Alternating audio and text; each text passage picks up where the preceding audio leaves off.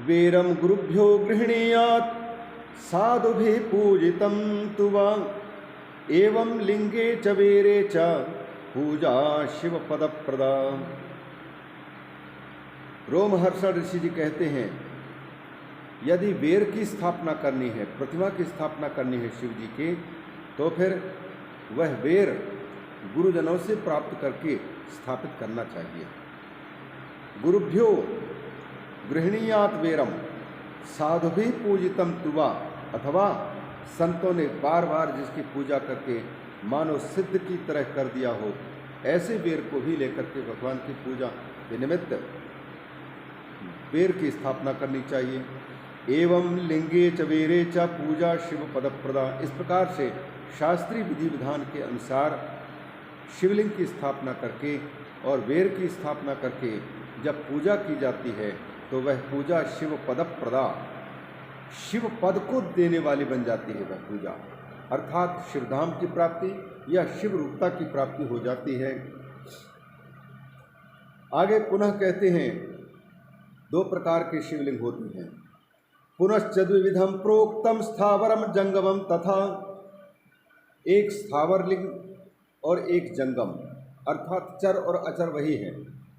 पुनश्च द्विविधम प्रोक्तम स्थावरम जंगमम तथा, तो वह तो शिवलिंग जो स्थापना जिनकी की जाती है उनके बारे में थी, लेकिन यहाँ जो स्थावर और जंगम लिंग की बात कर रहे हैं उसको दूसरे प्रकार से बता रहे हैं। स्थावर शिवलिंग किसको कहते हैं और जंगम शिवलिंग किसको कहते हैं? स्थावरम लिंग मित्याहो तरुगुल्मादिकम तथा, क्योंकि पेड़ पौधे, ये लता तलु, ये सब के सब स्थिर रहने वाले हैं, अतः ये भी भगवान की स्मरण कराने वाले होने के कारण लीनम अर्थम गमयंती, अर्थात अपने आप में छिपे जो परमात्मा हैं उनको बोध कराते हैं ये, अतः इनको भी लिंग कहा जाता है। पेड़ पौधे आदि भी ये स्थावर शिवलिंग हैं। स्थावरम लिंग मित्याहु, तो फिर इन शिवलिंगों की भी पूजा होनी चाहिए। उनकी पूजा कैसे करेंगे भाई? जल उनको अपेक्षित है, उनकी सुरक्षा अपेक्षित है। पेड़ पौधे लगाओ, काटो नहीं, हरा भरा बना रहे और समय पर वो सूखने न पाएँ। वनस्पति के रहने पर हमारा जीवन उज्जवल रहेगा, ऑक्सीजन की कमी नहीं होगी, बरसात समय समय पर ठीक बरसात होती रहेगी। यदि पेड़ पौधों की रक्षा नहीं हुई तो फिर निर्वृक्ष स्थान पर जल बरसता नहीं है, पानी वृक्षों के भाग्य से आता है। इसलिए ये भगवान शिव के प्रत्यायक हैं, अतः शिवलिंग कहलाते स्थावर शिवलिंग हैं। स्थावरम लिंगमित्याहु, कौन? तरुगुल्मादिकम तथा, और जंगम कौन है? जंगमम लिंगमित्याहु कृमिकीटादिकम तथा, चलते फिरते कीट पतंग पशु पक्षी, ये चलने फिरने वाले जितने प्राणी हैं, इन प्राणियों के रूप में भगवान ही स्वयं विचरण कर रहे हैं।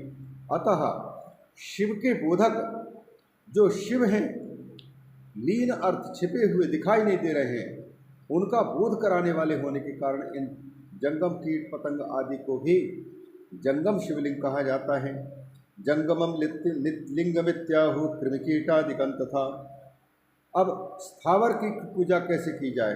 स्थावरस्य च शुश्रूषा जंगमस्य च तर्पणम, जो स्थावर शिवलिंग हैं तरु लता गुल्म आदि, उनकी तो सेवा करके, जल सेवा है जो उनको उनकी रक्षा, थाल बना करके रक्षा सुरक्षित रहें, ये शुश्रूषा।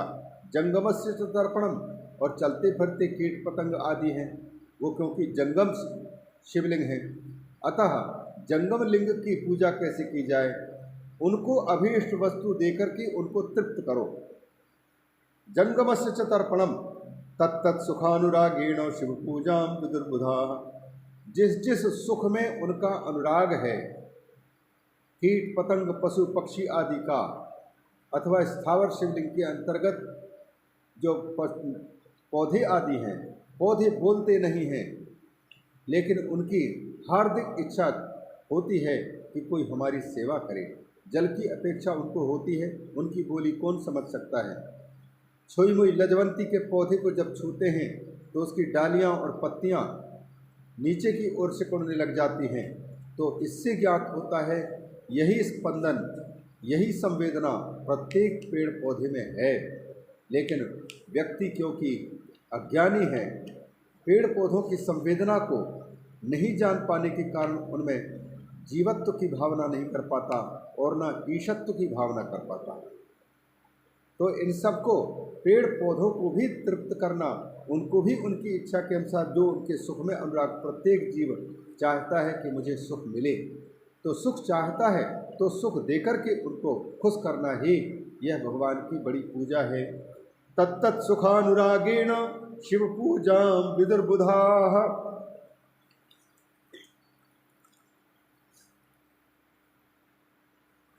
भगवान बड़ी सुंदर बात कहते हैं रोमहर्षण जी, चैतन्य रूप की पूजा भगवान की। उसी प्रकार शंकर भगवान को सभी पीठ सुख पहुँचाना, जीवों को सुख, तत्तत् सुखानुरागेण, जीव क्योंकि चाहे स्थावर हो चाहे जंगम हो, वो सबके सब जीव सुख चाहते हैं। इसलिए, और हम भी क्या चाहते हैं, भगवान शिव की पूजा यदि कर रहे हैं तो सुख ही तो पाना चाहते हैं, शांति पाना चाहते हैं। तो फिर जीवों को सुख दो, जीवों को शांति दो। अपने जीवन में वही चीज़ हमें प्राप्त होती है जिस चीज़ को हमने भगवान की सेवा में लगाई है। जीव के रूप में जनार्दन है, अतः जीव को सुख पहुँचाते हैं तो सुख के बदले कई गुना ब्याज सहित हमें भी सुख प्राप्त होता है। दूसरों के जीवन में अशांति नहीं आने देते हैं यदि, और उनको शांति में जीने के लिए अवसर देते हैं, तो हमारे जीवन में भी शांति प्रदान करने के बदले शांति ही प्राप्त होती है। अतः कहते हैं तत्तत् सुखानुरागेण शिव पूजा विदुर्बुधा। अतः यही भगवान की सच्ची पूजा है। ऐसा बुधाह विदु, जो तत्व को, शिव तत्व को जानने वाले लोग हैं, उन लोगों का कथन है जो जानते हैं। पीठम अम्बामयम सर्वम शिवलिंगम च चिन्मयम। जितने भी पीठ हैं सभी पीठ परा प्रकृति भगवती राजराजेश्वरी जगदम्बा के स्वरूप हैं। पीठ आधार, और शिवलिंगम च चिन्मयम, समस्त शिवलिंग चैतन्य रूप हैं। परा प्रकृति रूपा जगदम्बा वही पीठ बनकर के उपस्थित है, और भगवान शिव ही चिन्मय रूप धारण करके शिवलिंग बन करके विराजमान है। यथा देवीम उमाम अंके धृत्वा तिष्ठति शंकरः। जैसे भगवान भोलेनाथ को देखेंगे वाम भाग में स्थापित करके अथवा अपनी गोद में बिठा करके, अंके उमाम अंके धृत्वा शंकरः तिष्ठति। भगवान भोलेनाथ वामांके च विभाति भूधर सुता देवापगामस्तके भाले बाल विधुर्गले च कर्णम यस्योरसि व्यालराट। भगवान भोलेनाथ वाम अंग में, या वामांग मतलब वाम गोद में उमा को बिठाते हैं। तो यथा देवीम उमाम शंकरः अंके निधाय अंके धृत्वा तिष्ठति, उसी प्रकार से तथा लिंगम इदम पीठम धृत्वा तिष्ठति संततम। ये जो भगवती हैं पराम्बा जगदम्बा, पीठ के रूप में, आधार शक्ति के रूप में, योनि आदि के रूप में जो विराजमान हैं, भगवान चेतन रूप शंकर भगवान को धारण किए हुए हैं। तथा लिंगम इदम पीठम धृत्वा तिष्ठति संततम, इदम पीठम इदम लिंगम धृत्वा तिष्ठति। शंकर देवी पार्वती को गोद में लेकर के बैठे हैं, विराजते। उसी प्रकार यह शिवलिंग सदा पीठ के साथ ही विराजमान होता है। शाश्वत जोड़ी है, दोनों अलग अलग नहीं रह सकते। वागर्थ संप्रक्त वागर्थ प्रतिपत्तये जगतः पितरो वंदे पार्वती परमेश्वरो। वाणी और वाणी का अर्थ, शब्द और शब्द का अर्थ दोनों अलग अलग नहीं है। गिरा अर्थ जल बीज सम कहियत भिन्न न भिन्न, अथवा जल और जल में उठने वाला तरंग अलग अलग नहीं है। उसी प्रकार से शक्ति और शक्तिमान दो भिन्न भिन्न चीज नहीं है। शिव और शिवा दो अलग नहीं है। अतएव जहाँ कहीं भी शिवलिंग की स्थापना होती है वहाँ पर राजराजेश्वरी आधार शक्ति बनकर के विराजमान हैं, साथ ही साथ रहते हैं। तथा लिंगम इदम पीठम धृत्वा तिष्ठति संततम एवं स्थाप्य महालिंगम पूजयेत उपचारकैः। इस प्रकार से भगवान के महालिंग की स्थापना करनी चाहिए और फिर नाना प्रकार के शिव की पूजा में आने वाले उपचारों के द्वारा उनकी पूजा करनी चाहिए। नित्य पूजा यथाशक्ति ध्वजाधिकरणम तथा रोज के रोज अपने सामर्थ्य के अनुसार शिवलिंग की पूजा और प्रतिमा की पूजा, बेर की भी पूजा करनी चाहिए और उस जगह को सजाना चाहिए। ध्वजाधिकरणम, ध्वज पताका आदि लगाना, ये रोज के रोज करना चाहिए, सजाना चाहिए, साफ सुथरा रोज रखना चाहिए। इति संस्थापये लिंगम साक्षात् शिव पदप्रदम।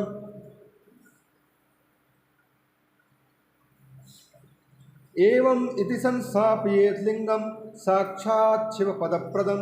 इस प्रकार विधि विधान से शिवलिंग की और शिव प्रतिमा की स्थापना करने पर यही स्थापनम ये शिव पदप्रदम, शिव जी के धाम को देने वाला बन जाता है। अथवा चरलिंगम तो षोडशैरुपचार कई, ये समस्त उपचारों के द्वारा, और चरलिंग यदि है तो 16 उपचारों से उनकी पूजा की जाती है। जैसे शिवलिंग को एक स्थान से दूसरे स्थान पर ले जाकर के पूजा की जा रही हो तो 16 उपचारों से उनकी पूजा का विधान है। पूजयेच्च यथा न्यायम क्रमात् शिव पदप्रदम आवाहनम चासनं च अर्घ्यम पाद्यम तथैव च तथा तदंगाचमनं चैव स्नानमभ्यंगपूर्वकं वस्त्रं गंधम तथा पुष्पं धूपं दीपं निवेदनम नीराजनं च तांबूलम नमस्कारो विसर्जनम। 16 जो उपचार हैं आवाहन आदि से लेकर के आवाहनम, उनको आसन देना, फिर अर्घ्य देना, पाद्य देना, ये पाद्य, ये क्रमशः इन सब 16 उपचारों से जब भगवान शंकर की पूजा की जाती है तो यह शिव पद प्रदान करते क्रमशः। अथाभिषेकम अथवा अर्घ्यादिकम कृत्वा नैवेद्यांतम यथा विधि। सामर्थ्य नहीं हो तो फिर अर्घ्य आदि से शुरू करके और नैवेद्य समर्पण भोग लगाने तक की भी पूजा कर सकते हैं अपने अपने सामर्थ्य के अनुसार। अथाभिषेकम नैवेद्यम नमस्कारं च तर्पणम, इसके बाद फिर अभिषेक भी हो, नैवेद्य समर्पित करना, नमस्कार करना, भगवान का तर्पण करना, यथाशक्ति अपना सामर्थ्य जितना है, राजा जितना करता है उतना साधारण व्यक्ति नहीं कर सकता, इसलिए कहते हैं यथाशक्ति सदा कुर्यात् क्रमात् शिव पदप्रदम। तो इन उपचारों से पूजा यदि करता है तो क्रमशः एक लोक के बाद दूसरा लोक, तीसरा लोक, ऐसे क्रमशः उठते हुए और अंत में शिव धाम को प्राप्त कर देता है। शिव पदप्रदम, शिवत्व की प्राप्ति करा देने वाला यह अनुष्ठान है, पूजा क्रम है।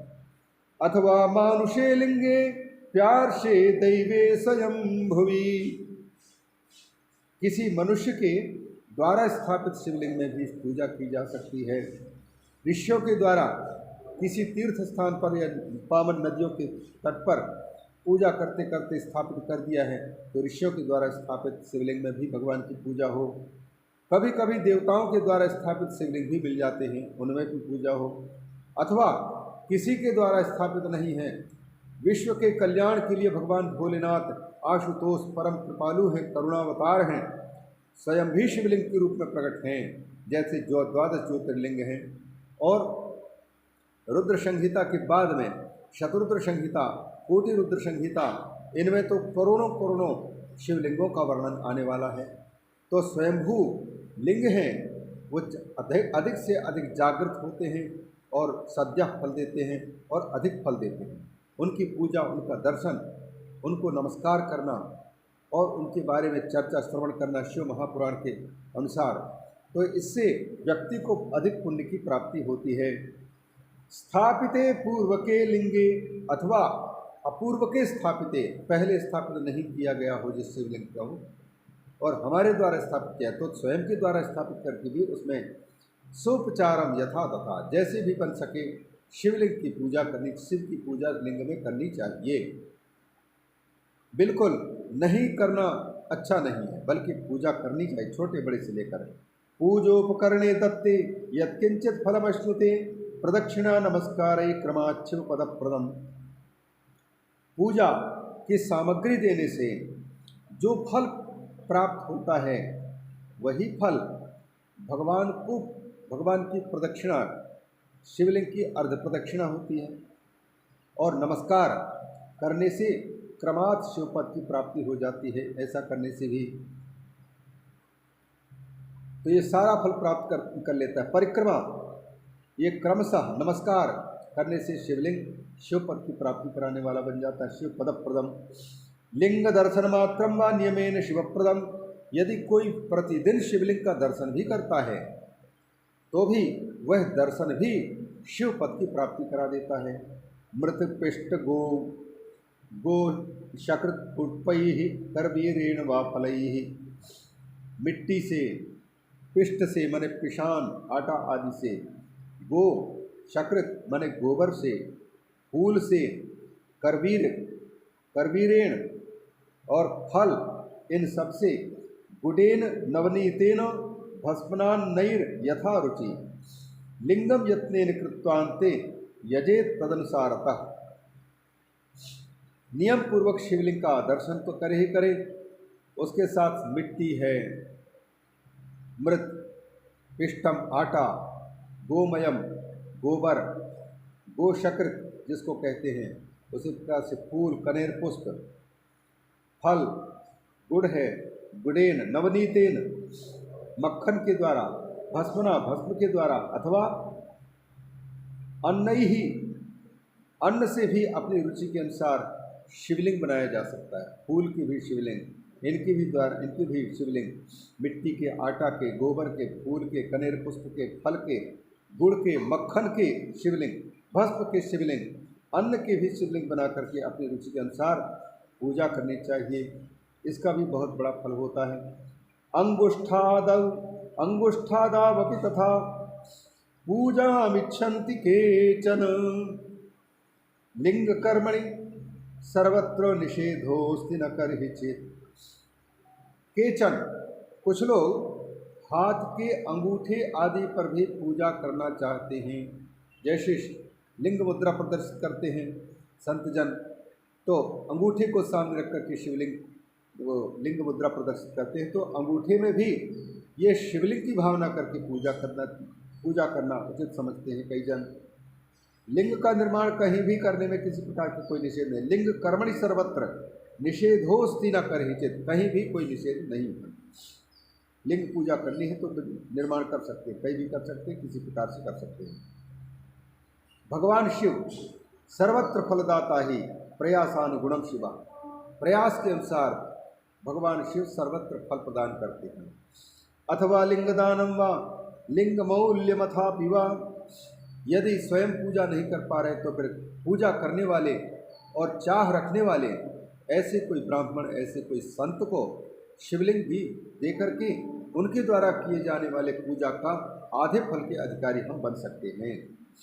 शिव भक्त को शिवलिंग का दान करो, अथवा लिंग का मूल्य, लिंग मौल्यम, जितने पैसे के शिवलिंग आ सकता है, जितने खर्च में शिवलिंग की स्थापना हो सकती है उतना खर्च लगा दो। तो फिर शिवलिंग स्थापित हो जाने पर जो पूजा होगी उस पूजा में जितने लोग पूजा करेंगे उन सब की पूजा का जो फल है उस फल में आधा अधिकार शिवलिंग की स्थापना में अपनी भूमिका निभाने वाले को रहता है। अतः उनके द्वारा जो पुण्य अर्जित होगा उस पुण्य को स्वतः ही घर बैठे मिलता रहेगा। जैसे आजकल घर में बैठे हैं सेठ, बड़े कंपनी वाले, और वहीं से फ़ोन के माध्यम से सारा काम करवा रहे हैं, उन्हें कुछ करना नहीं पड़ता और ऑटोमेटिक सारा का सारा पैसा, करोड़ों की कमाई दिन में कर ले रहे हैं। तो ये पूंजी जिसने लगा दी पहले, उनको अब कुछ करना नहीं पड़ रहा है, घर बैठे सारी पूंजी का चक्रवृद्धि ब्याज सहित उत्तरोत्तर धन लाभ प्राप्त हो रहा है।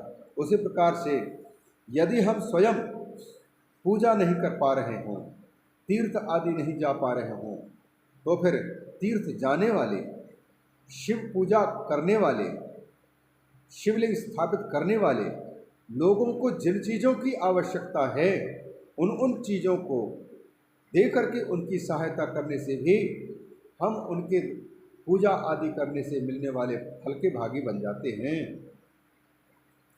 बोले शंकर भगवान की जय।